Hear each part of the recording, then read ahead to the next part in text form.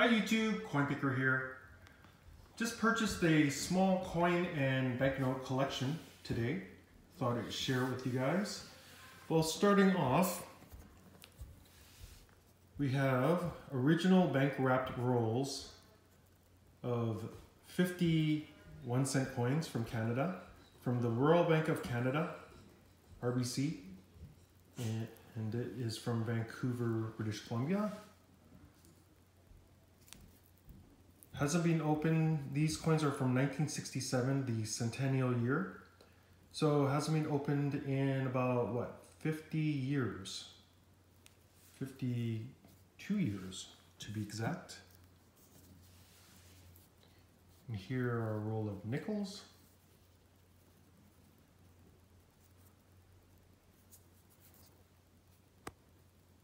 See a little rabbit? So these are uncirculated condition coins. I think the real value is the nostalgic original wrapper. So we'll definitely not open that. And then we have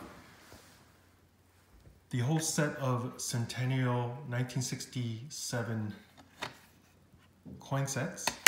We got two of those.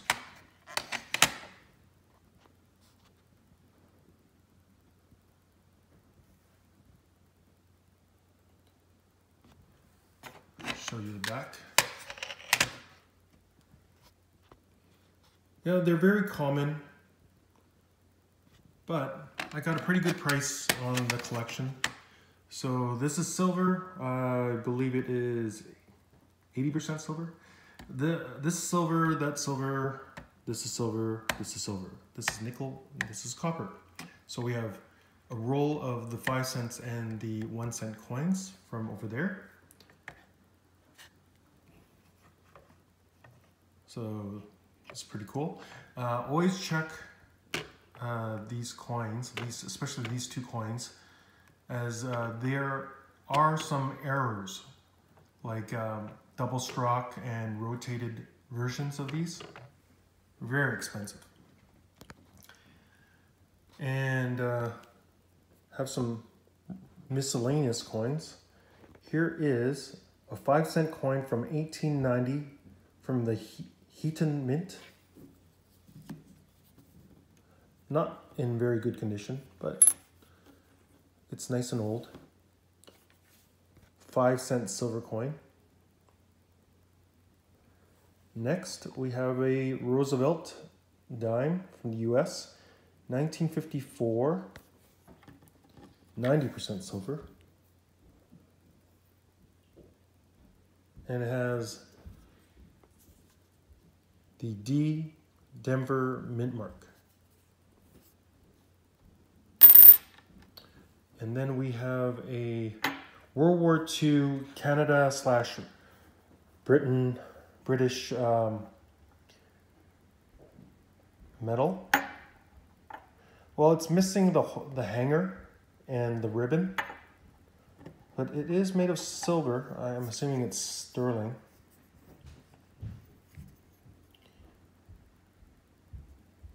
It's I guess unnamed, no engraved name as issued.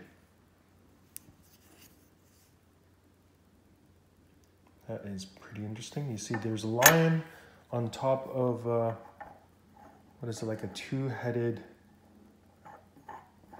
creature.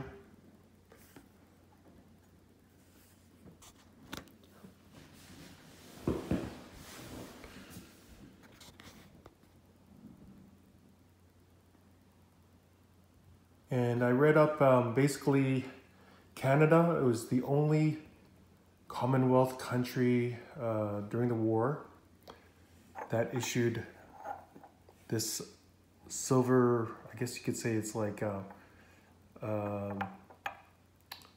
participant's medal. Basically, if you were in active duty for, I don't know how many months, like 18 months or something like that, you would get one.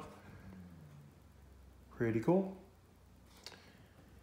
And next, we have a sterling silver $5 coin commemorating the 1976 Montreal Olympics in Canada.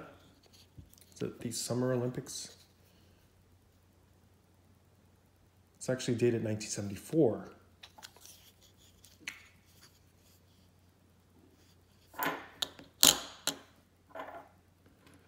And next we have more of those 50-cent pieces from 1967. We have 14 of them. This is 0.30 of an ounce of pure silver.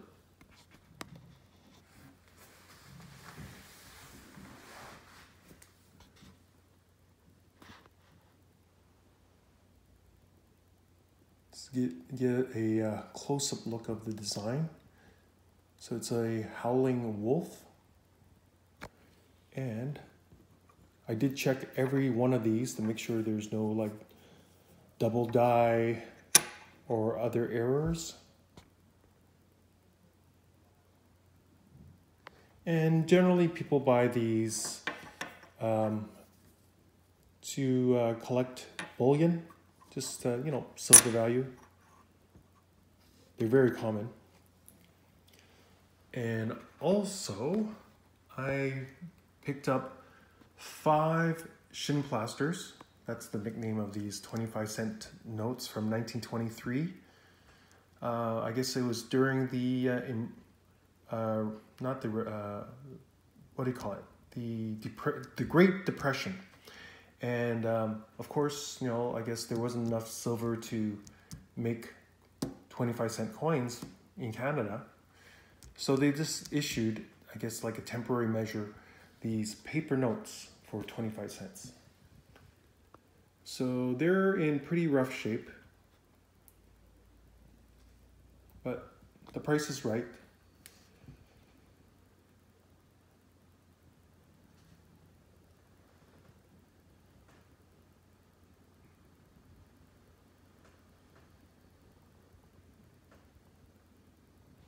And look at the back. I will show you shortly, but you know, some are better than others in condition, but generally they were treated like spare change, like all crumpled up and thrown into one's pocket. And it was printed by the Canadian Banknote Company Limited. So this is Canada's version of fractional notes, banknotes. Pretty cool. But the star of the show, I will show you. The whole reason why I purchased this collection would be these 3 notes here. Now, they just look like very regular, older Canadian 1954 series notes. But you just let me know, you tell me why I would want to purchase these. Like, what's so special about them? They're in average circulated condition, I'd say maybe very fine at most. A bit soiled, a little bit wrinkled. I end up putting these banknotes into my own holders once I got home. Just wanted to stabilize the condition. Don't want it to get folded or torn or anything like that. But this is the $5 bill, 1954, Canada. And then we have 2 $10 bills from Canada.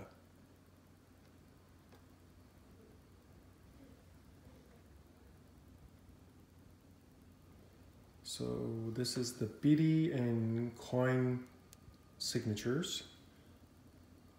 Beatty and Raminsky. Beatty and Raminsky again. Show you the back sides. So not bad of a note. But all right, I will just show you these before I tell you.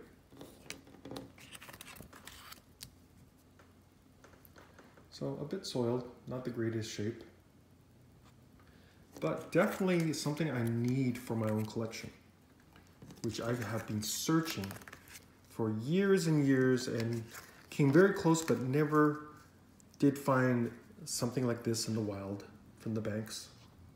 All right, if you look close and you look at the serial number, these are what you call fancy serial numbers. So we have a solid serial number, 2222222, which is pretty awesome. I mean, it's not an error. I mean, you print enough unique bills, you're going to have certain patterns just by the nature of printing serial numbered bills. But when someone sees stuff like this, let's say if they work at the bank or if they're customers, most of the time people will save them. They'll just take them out of circulation.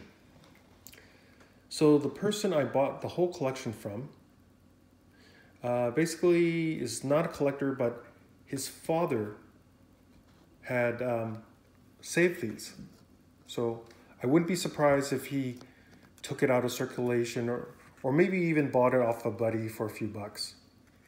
See, this is 8888888, which is pretty popular among Asian collectors because in most Asian countries, or I guess a number of Asian countries, the number 8 represents prosperity because it just sounds, based on Chinese language, which some of the Asian countries share some cultural ties phonetically, it sounds like the word for prosperity in Chinese, which translates to, you know, certain other Asian languages as well.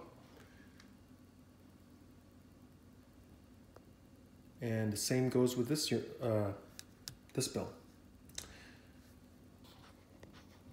So when I saw it in person, I had to really look closely just to make sure this was not a modified bill. But it is legit. Anyways, yeah, this is the collection. Anyways, I hope you enjoyed this video. Please like, comment, and subscribe. Oh, and by the way, this whole collection, I end up paying about $230 Canadian, which it was a pretty good deal. Well, anyways, I hope you enjoyed this video.